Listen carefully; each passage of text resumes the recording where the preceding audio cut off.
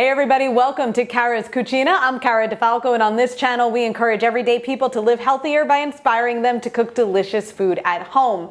In this week's episode, I am going to show you how to make one of the easiest fresh pasta shapes. It's perfect for beginners. We're going to be making some fresh cavatelli.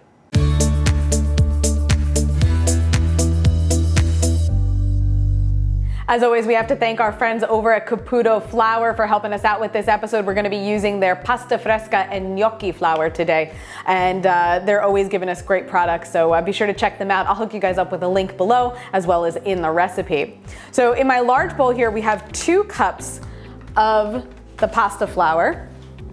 To that, we are going to add just a pinch of salt, about 1 cup of grated Parmesan cheese, a 15-ounce container of fresh ricotta cheese, and this I let strain for about an hour, so you can see we got a fair amount of liquid out of it, which is what we're looking for. So get that in there. And we have 1 egg.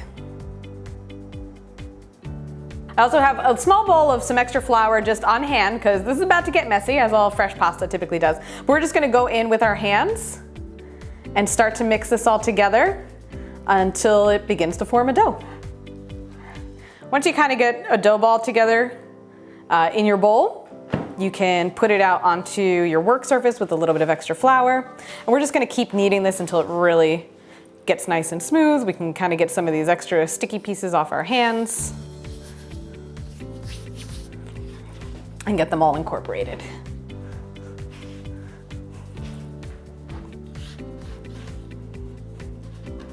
Once your dough has come together, and it should be nice and soft and not too sticky, you should feel as you press on it with your thumb, it shouldn't be sticky. So we're just gonna kind of set this aside. We're gonna cover it with a kitchen towel and let it hang out for just a bit. I'm gonna grab my knife and then I'm gonna show you how to form your cavatelli. So on our work surface, we're gonna sprinkle a little bit of extra flour. I have a cookie sheet that I lined with some parchment paper. We're gonna get some flour on there as well. And then this is why I love the cavatelli, because they really are such a simple shape. So we're just gonna take a little bit off of our dough, keep the rest of it covered, and we're gonna get this into a nice thin snake. So this is about what we're looking for with our snake, and then from here we're just gonna cut small pieces off, just about 1 inch.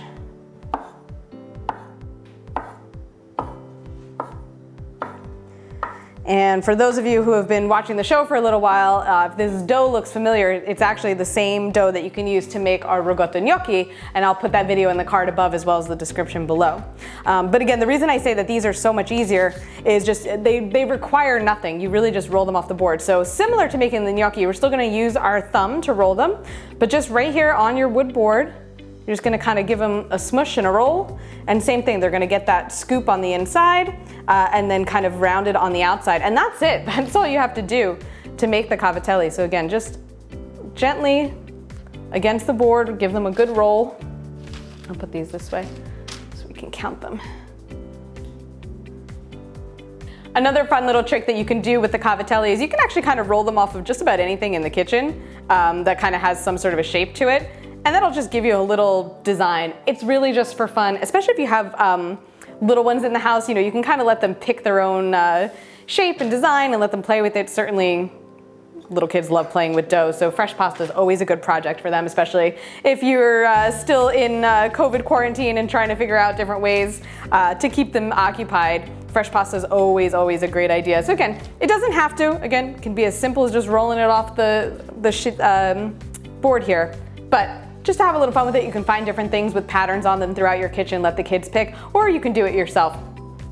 I'm gonna keep rolling out some of these doughs and we'll get these pasta finished up.